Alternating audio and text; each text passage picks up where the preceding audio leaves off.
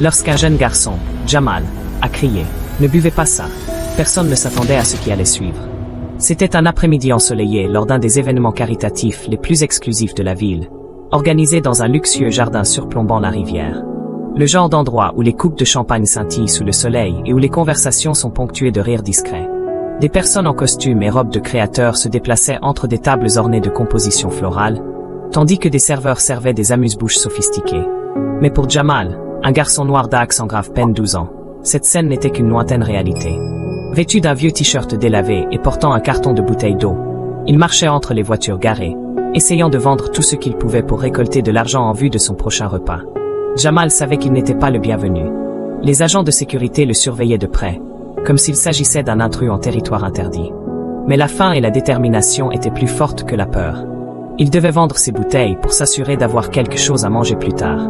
Alors qu'il contournait le périmètre de l'événement, quelque chose attira son attention. De l'autre côté du jardin, une femme à la présence imposante captait tous les regards. Il s'agissait de Sabrina Laurent, une milliardaire célèbre pour sa philanthropie, mais aussi pour sa personnalité réservée et distante. Assise à une table avec d'autres invités influents, Sabrina semblait intouchable, enveloppée d'une aura de pouvoir et d'élégance. Elle portait une robe noire sophistiquée, et ses bijoux brillaient comme des étoiles à la lumière du jour. Un verre de vin blanc reposait sur la table, tandis que les conversations autour d'elle s'écoulaient comme une rivière paisible. Jamal regardait de loin, sans trop savoir pourquoi. Lorsqu'un homme grand et bien habillé, qu'il appela mentalement l'inconnu en costume gris, s'approcha de la table de Sabrina, il arborait une expression calme, mais quelque chose en lui semblait déplacé. Jamal le vit se pencher sur la table, apparemment pour mettre de l'ordre. Pendant un bref instant, sa main glissa sur le verre de vin de Sabrina. C'était un mouvement rapide, presque imperceptible, mais il déclencha une alerte dans l'esprit du garçon. Jamal fronça les sourcils, essayant de comprendre ce qu'il venait de voir. Quelque chose ne tournait pas rond. Sabrina, distraite par une conversation avec un autre invité, ne remarqua rien. L'homme s'éloigna rapidement, se fondant dans la foule, mais Jamal ne le quitta pas des yeux. Son cœur s'emballa. Il ne pouvait pas l'expliquer, mais son instinct lui criait qu'il devait faire quelque chose. Quand Sabrina tendit la main pour prendre le verre, Jamal se mit à agir. Il laissa tomber la caisse d'eau sur le sol et courut vers la table en criant « Ne buvez pas ça. S'il vous plaît, ne le buvez pas. » La voix de Jamal traversa l'air comme une lame.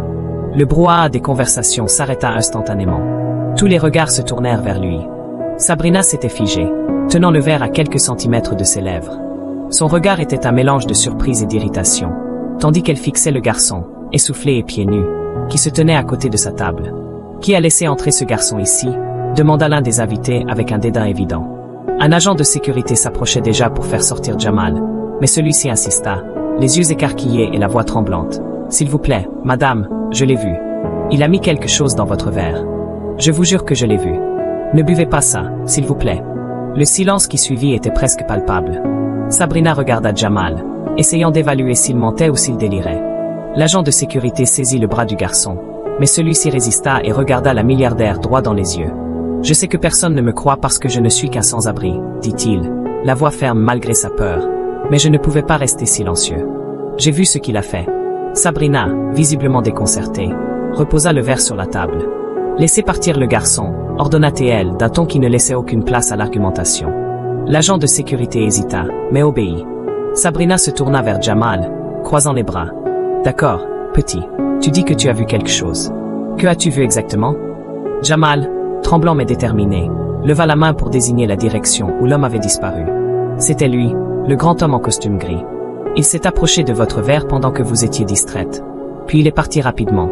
Les invités recommencèrent à murmurer, scrutant l'endroit que Jamal désignait. Mais l'homme semblait s'être évaporé.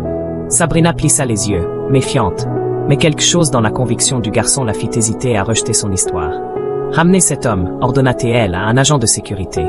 Et faites analyser ce verre immédiatement. » L'atmosphère changea du tout au tout. L'air détendu céda la place à une tension palpable, et un vent de suspicion soufflait dans l'assistance. Jamal restait debout, nerveux mais ancré dans sa vérité.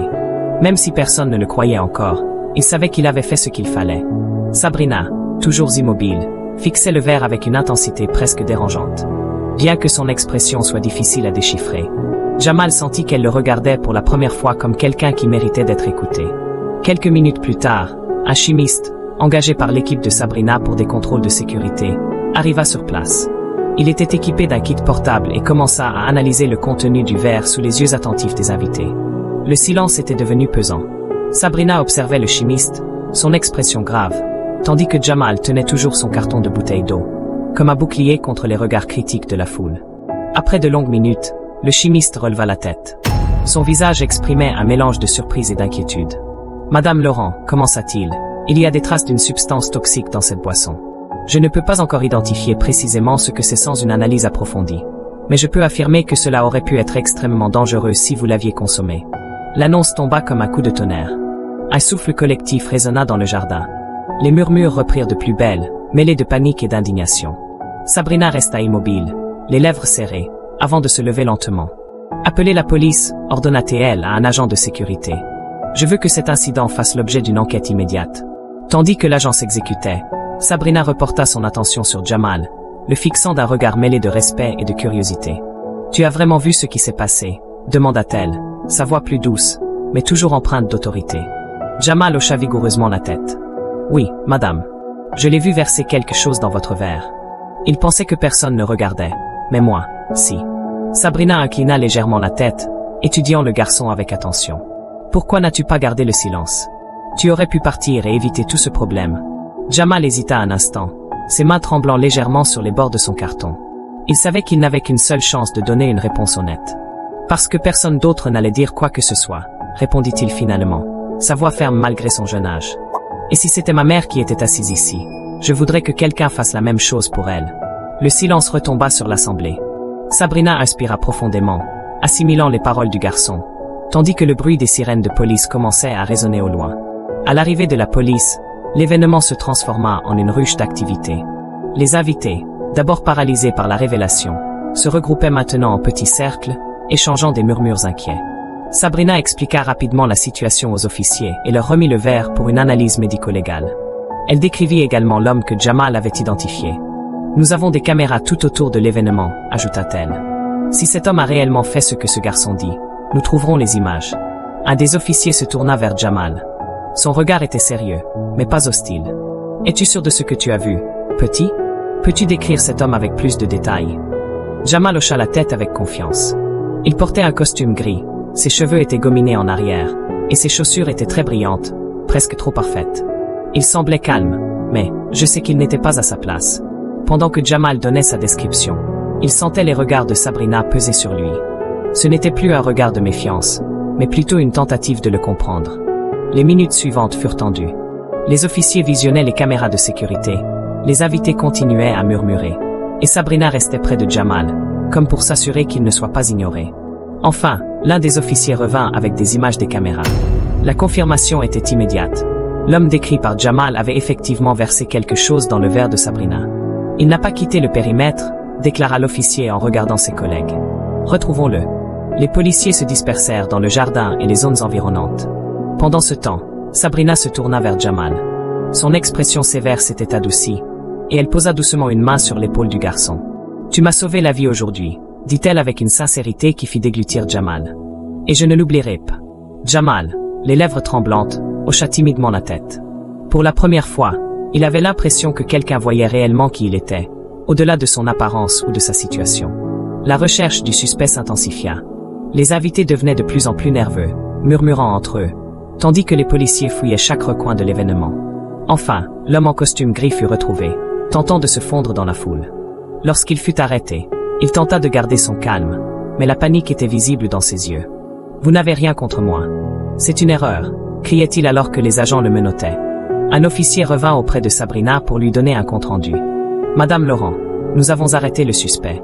Il nie tout, mais les vidéos et le témoignage du garçon sont des preuves solides. Nous allons mener une enquête approfondie. » Sabrina acquiesça, mais son attention se porta à nouveau sur Jamal. Elle le regardait avec une intensité nouvelle, réfléchissant manifestement à ce qu'elle devait faire ensuite. « Jamal, dit-elle doucement, je veux que tu me dises la vérité. Fais-tu ça tous les jours? Vends-tu des bouteilles d'eau seule pour survivre? » Le garçon hésita, baissant les yeux. « Je n'ai pas vraiment le choix, » murmura-t-il. « Ma petite sœur et moi, on fait ce qu'on peut. Elle est encore trop jeune pour travailler, alors je fais ce qu'il faut pour qu'on ait de quoi manger. » Sabrina resta silencieuse, absorbant les paroles du garçon. Il y avait une fermeté dans sa voix, un mélange de résignation et de courage qui la toucha profondément. Sabrina prit une grande inspiration, puis s'agenouilla pour être à la hauteur de Jamal. « Et ta sœur, où est-elle maintenant » demanda-t-elle, d'un ton plus doux. Jamal détourna les yeux un instant avant de répondre. « Elle est là où on loge, pour l'instant. C'est un abri temporaire. Je fais ce que je peux pour m'occuper d'elle, mais ce n'est pas toujours facile. » Sa voix vacilla légèrement, mais il reprit rapidement son calme, comme s'il avait appris à cacher ses émotions depuis longtemps. Sabrina resta immobile, touchée par la sincérité de ses mots. Quelques instants plus tard, un policier s'approcha, annonçant que l'homme en costume gris avait été placé en détention. Nous avons également récupéré des images supplémentaires des caméras de sécurité. Elles confirment que l'homme a versé une substance dans le verre. Nous transmettrons tout cela aux enquêteurs, dit-il avec professionnalisme. Sabrina hocha la tête, mais ses pensées étaient ailleurs. Son regard restait fixé sur Jamal, un mélange de réflexion et de décision se dessinant sur son visage. Enfin, elle se tourna vers son assistant personnel et donna une instruction qui changea tout. « Je veux que vous enquêtiez sur ce garçon », ordonna-t-elle calmement, en désignant Jamal. « Découvrez où il vit, avec qui il vit, et quels sont ses besoins. » L'assistant parut surpris, mais acquiesça rapidement. « Bien, madame. » Jamal, cependant, regarda cette interaction avec méfiance.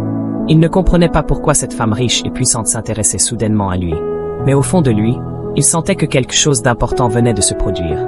Sabrina se tourna à nouveau vers lui, cette fois avec un léger sourire qui contrastait avec son apparence habituellement réservée. « Jamal, dit-elle, tu m'as sauvé la vie aujourd'hui.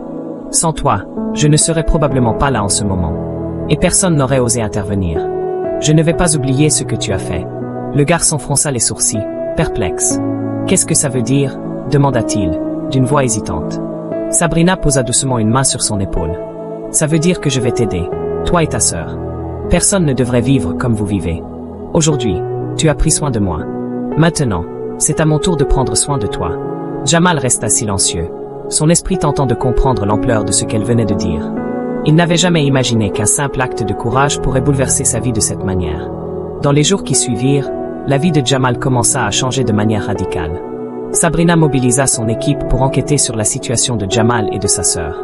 Ils découvrirent qu'ils vivaient dans une petite pièce d'un abri temporaire, partageant l'espace avec d'autres familles dans des conditions précaires.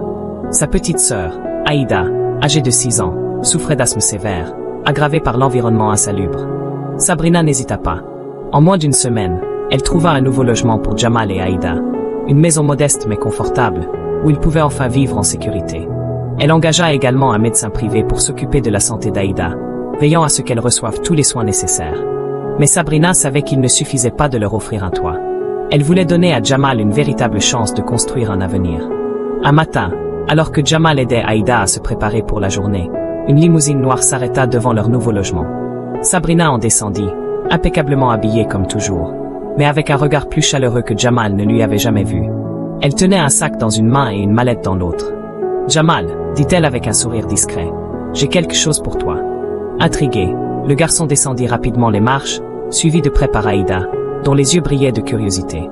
Sabrina tendit le sac à Jamal, qui l'ouvrit avec précaution. À l'intérieur, il trouva un uniforme flambant neuf. Mais ce n'était pas n'importe quel uniforme, c'était celui d'une des écoles les plus prestigieuses de la ville. « C'est quoi ?» demanda-t-il, fixant le vêtement comme s'il était fait d'or. « C'est une opportunité, » répondit Sabrina avec un léger sourire. « Tu vas être admis à l'Académie Saint-Vincent, l'une des meilleures écoles de la ville. Ils offrent des bourses complètes pour les élèves talentueux. Tu auras tout ce dont tu as besoin pour étudier et réussir. Si tu t'y mets à fond, Jamal, tu pourras aller où tu veux. » Jamal resta silencieux, ses mains tremblantes alors qu'il tenait l'uniforme. Il avait toujours rêvé d'une opportunité comme celle-ci, mais jamais il n'avait pensé que cela pourrait devenir une réalité. « Je ne sais pas si je peux le faire, » murmura-t-il, les yeux baissés. « Et si je n'étais pas assez beau ?» Sabrina posa doucement une main sur son épaule et le regarda droit dans les yeux. « Jamal, tu as déjà prouvé que tu étais plus fort et plus intelligent que beaucoup d'adultes. Tu as sauvé ma vie avec ton courage et ton attention. Si tu peux faire ça, tu peux accomplir tout ce que tu veux. Promets-moi juste d'essayer. » Aïda, souriant de toutes ses dents, se précipita pour serrer son frère dans ses bras. « Tu peux le faire, Jamal. Tu es le plus courageux. » Encouragé par les paroles de Sabrina et le soutien de sa sœur, Jamal finit par hocher la tête. « D'accord, » dit-il avec une détermination naissante. « Je vais essayer. » Les mois qui suivirent furent un véritable tournant dans la vie de Jamal. L'adaptation à l'Académie Saint-Vincent fut difficile au début. Il se sentait comme un étranger parmi des enfants issus de familles riches et influentes. Mais grâce à sa détermination et à son intelligence, il commença à se démarquer. Ses camarades et ses professeurs furent rapidement impressionnés par sa curiosité et son éthique de travail. Sabrina continua de jouer un rôle actif dans sa vie, non seulement comme bienfaitrice, mais aussi comme mentor. Elle lui rendait régulièrement visite, l'aidait à faire ses devoirs et l'encourageait à rêver grand. Pour elle, Jamal n'était pas simplement une rétribution pour lui avoir sauvé la vie. Il lui rappelait que le potentiel de chacun ne dépendait pas de ses origines, mais des opportunités qu'on lui offrait. Des années plus tard, Jamal, désormais diplômé avec distinction, monta sur scène lors d'une conférence internationale sur l'inclusion et l'égalité des chances. Il raconta son histoire avec émotion, depuis les rues où il vendait des bouteilles d'eau jusqu'à sa transformation grâce à un simple acte de bienveillance. « Mon histoire me rappelle, dit-il à l'audience, que chacun de nous peut faire une différence. Parfois, tout ce dont nous avons besoin, c'est que quelqu'un croie en nous. Que quelqu'un nous voit, alors que le monde nous ignore. » Dans le public, Sabrina écoutait, les yeux brillants d'émotion. Elle n'avait jamais regretté le jour où elle avait décidé de lui tendre la main. Et en le voyant inspirer tant de gens avec son courage et son histoire, elle savait qu'elle avait fait le bon choix. Cette histoire nous rappelle une chose puissante. Même les plus petits actes de courage peuvent avoir un impact immense. Jamal, un garçon ordinaire, a fait preuve d'un courage extraordinaire pour protéger une vie. Et grâce à cela, sa propre vie a changé à jamais. Alors, posez-vous cette question. Si vous aviez l'opportunité d'aider quelqu'un aujourd'hui, le feriez-vous? Parfois, un simple geste, une parole, ou un choix courageux peut transformer des vies, y compris la vôtre. Si cette histoire vous a touché, dites-le nous en commentaire. Quel moment de l'histoire vous a le plus inspiré? Partagez vos pensées, vos émotions. Nous lisons chaque commentaire. Et surtout, n'oubliez pas, abonnez-vous à notre chaîne pour découvrir d'autres récits aussi inspirants que celui de Jamal. Activez la cloche pour ne manquer aucune vidéo. Vous ne savez jamais, la prochaine pourrait être celle qui changera votre vision du monde. Merci d'avoir regardé, et on se retrouve très vite pour une nouvelle histoire incroyable. Prenez soin de vous.